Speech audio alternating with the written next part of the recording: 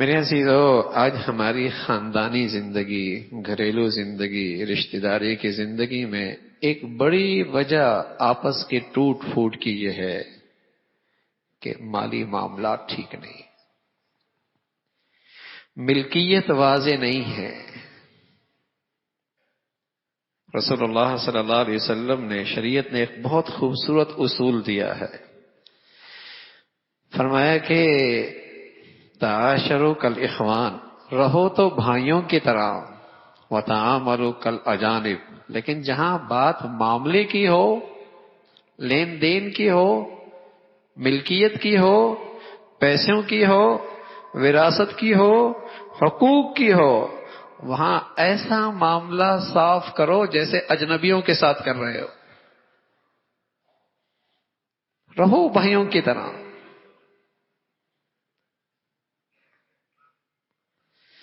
باپ بیٹے کے کاروبار میں شریک ہو گیا، پتہ نہیں اس کی شرکت پارٹنر کی حیثیت سے ہے، ملازمت کی حیثیت سے ہے، یا باپ کی مدد کی حیثیت سے، کون سی حیثیت ہے؟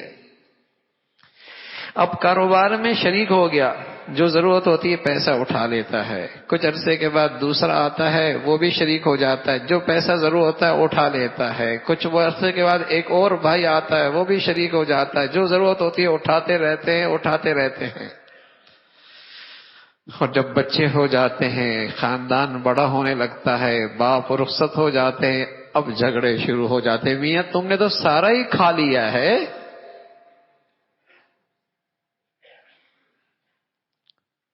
تم نے تو میرا بھی حق کھا لیا۔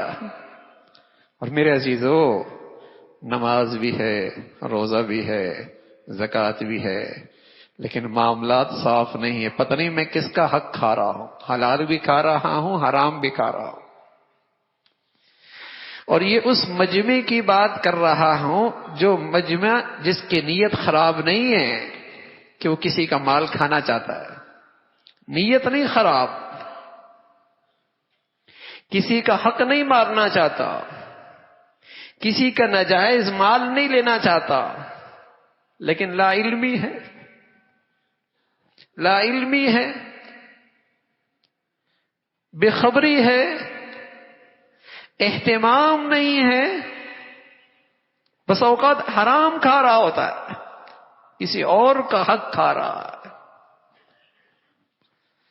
اگر ان سے کہہ دیجئے میاں حساب صاف کر لو، کہتے میاں بھائیوں میں بھی کیا حساب ہوتا ہے، میاں حساب سال کا لو، میاں باپ بیٹے میں کیا حساب ہوتا ہے، ابھی تو بڑی محبت کا اظہار ہے، کچھ سالوں کے بعد ایک دوسرے کو دیکھنا بھی نہیں چاہیں گے،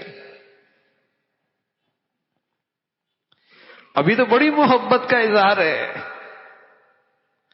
لیکن کچھ عرصے کے بعد ایک دوسرے کی شکل دیکھنے کے تیار نہیں ہے، ایسے جھگڑے کھڑے ہو گئے کہ ختم ہونے کا نام نہیں ہے۔ باپ نے گھر بنایا، ایک بیٹے نے بھی پیسہ ملا دیا، دوسرے بیٹے نے بھی تھوڑے سے پیسے ملا دیے، اب یہ بیٹے جو گھر میں پیسہ ملا رہے ہیں، باپ کو قرض دے رہے ہیں، باپ کے ساتھ مدد کر رہے ہیں، یا اس گھر میں پارٹنر بن رہے ہیں، کوئی واضح نہیں ہے۔ باپ کا انتقال ہو گیا، اب ایک کہتا ہے میرا پیسہ لگا ہوا ہے، دوسرا کہتا ہے نہیں میرا لگا ہوا ہے، بہن کہتی ہے اس میں تو میرا ہی حق ہے۔ کہاں کھڑے ہیں اب؟ خونے رشتے دشمنیوں میں بدل رہے ہیں۔ اور سبحان اللہ، ہماری شریعت تو اتنی پیاری ہے، سبحان اللہ، جہاں آپس کے رشتوں کے استواری، آپس کی محبت، آپس کا پیار دین کا بہت بڑا حصہ ہے، اس نے ان ساری چیزوں کا تحفظ کیا ہے۔ اور رسول اللہ صلی اللہ علیہ وسلم نے اصول بتایا، تعاشروا کالاخوان، بھائیوں کی طرح رہو، تعاملوا کالاجانب، لیکن جہاں بات معاملے کی ہو، لین دین کی ہو، کاروبار کی ہو، ملکیت کی ہو، حقوق کی ہو، وہ معاملات صاف کر لو۔ بعد میں معاملات اتنے الجھ جاتے ہیں اتنے الجھ جاتے ہیں کہ بس اوقات حل کرنا ہی مشکل ہو جاتا ہے. سالات سال گزر گئے، وراثت تقسیم نہیں ہو گئی. اب باپ نہیں، بیٹے نہیں، پوتے آ گئے. پوتے آ گئے اور وراثت کی ملکیت، اس کی مالیت کہاں سے کہاں پہنچ گئی، دینے کے لیے کوئی تیار نہیں. کوئی دینے کے لیے تیار نہیں. نماز بھی چل رہی ہے، روزے بھی چل رہے ہیں. میں عرض کر رہا ہوں یہ نہیں کہ نیتیں خراب ہیں. شروع میں نیتیں نہیں خراب ہوتی. کوئی کسی کا حق نہیں مارنا چاہتا. یہ وہ ایک طبقہ وہ ہے نا جس کے نیت ہی خراب ہے، اس کا ٹھکانہ تو، اس کا حال تو بہت ہی برا ہے. میں تو یہ اس طبقے کی بات کر رہا ہوں کہ الحمدللہ ان کے اندر خوف خدا ہے، نیتیں خراب نہیں ہیں، کسی کا حق لینا نہیں چاہتے، کسی کا حق مارنا نہیں چاہتے، کسی کا حق کھانا نہیں چاہتے، لیکن کھا رہے ہیں دوسروں کا حق لا علمی کی وجہ سے. نقصان اٹھا رہے ہیں بے خبری کی وجہ سے.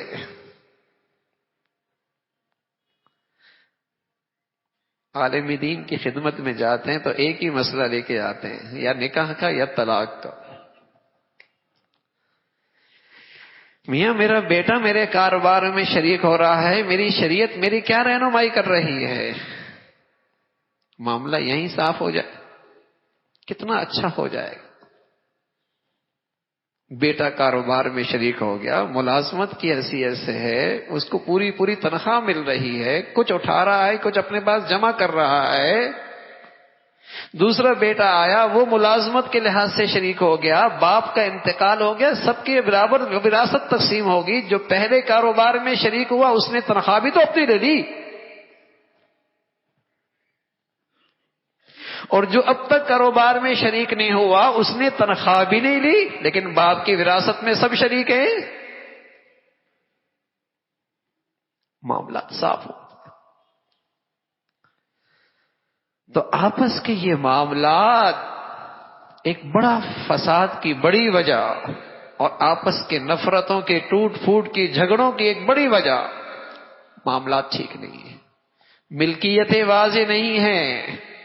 ہمارے تو گھروں کا بھی یہی حال ہے کہ گھر میں جیولری پڑی ہے، یہ نہیں پتا اس کا مالک شوہر ہے یا بیوی ہے، یہی نہیں پتا اس کا مالک کون ہے. اب ایک کا انتقال ہو گیا، اب تقسیم کیسے کریں؟ ابا کی ہے، اماں کی ہے کس کی ہے؟ ارے میاں یہ حلال حرام کا مسئلہ ہے. تم لاکھوں روپے صدقہ کر دو، کسی کا 1 روپیہ ناحق جمع کر رکھا ہے، یہ وبال بڑا ہے.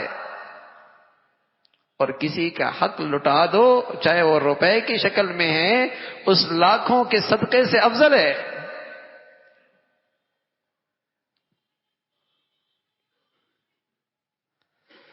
تو معاملات درست ہوں گے، برکتیں ہوں گی، محبتیں رہیں گی، پیار رہے گا، محبتیں رہیں گی، پیار رہے گا.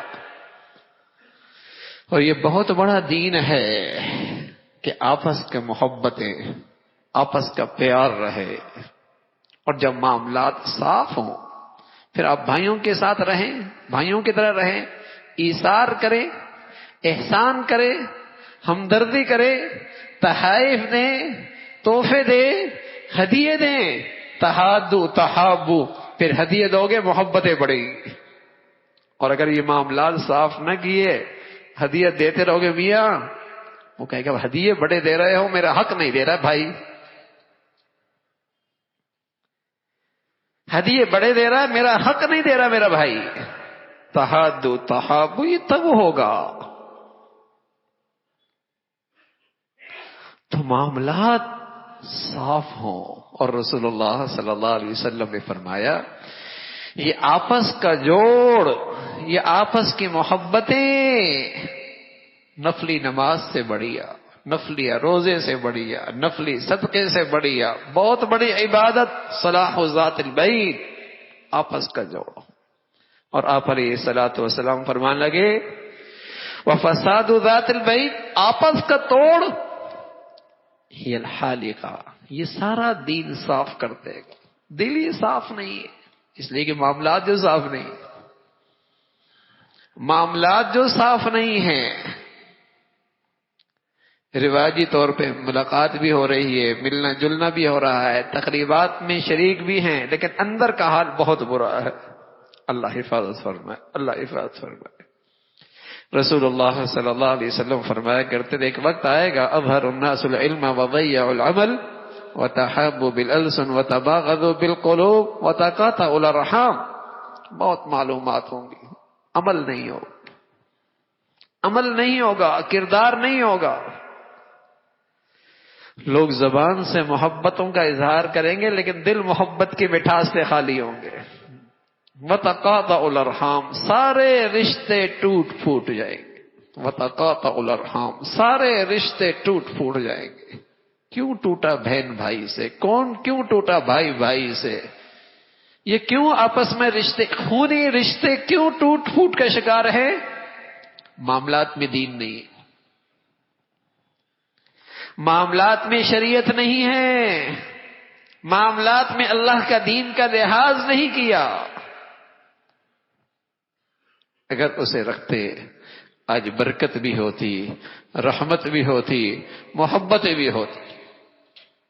برکت بھی ہوتی، رحمت بھی ہوتی، محبتیں بھی ہوتی.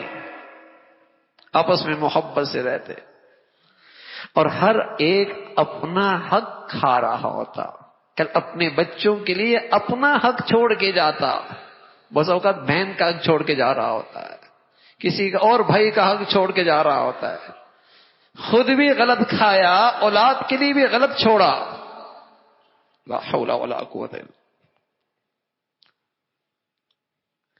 تو معاملات کی درستگی میرے عزیزوں، شریعت نے اس کا بڑا اہتمام کیا ہے. بلکہ آپ پورے قرآن پہ نظر رکھیں گے آپ حیران ہوں گے.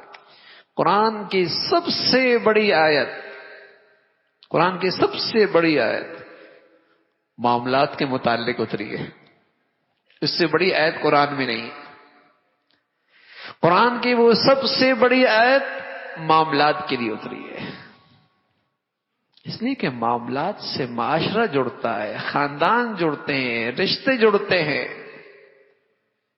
نماز تو میری ذاتی عمل ہے نا، روزہ میرا ذاتی عمل ہے، عمرہ میرا ذاتی عمل ہے، صدقہ میرا ذاتی عمل ہے. لیکن معاملات، اس کا تعلق تو دوسروں سے ہے. اور کریم مولا اپنی رحمت سے بسا اوقات اپنا حق معاف فرما دیتے ہیں، لیکن جب بندوں کا حق وہ میرے ذمے ہوگا، یہ بڑی خطرے کی چیز ہے. اللہ بھی نہیں معاف کرتے جب تک کہ بندہ معاف نہیں کرتا. تو بس اوقات صرف غفلت ہوتی ہے، صرف لا علمی ہوتی ہے، نیت نہیں خراب ہوتی، ارادہ نہیں ہوتا، کسی کا حق نہیں مارنا چاہتا، لیکن کبھی پوچھا ہی نہیں، کبھی ان معاملات میں رہنمائی ہی نہیں لی کس کا کیا حق ہے. تو میرے عزیزو، ہمارے ہاں شریعت پڑھائی جاتی ہے دینی اداروں میں، تو ایک کتاب ہے اس کا نام ہدایہ ہے. اس کے 4 حصے ہیں، 4 حصے. ایک حصے کا تعلق عبادت سے ہے، 3 حصوں کا تعلق معاملات اور معاشرت سے ہے.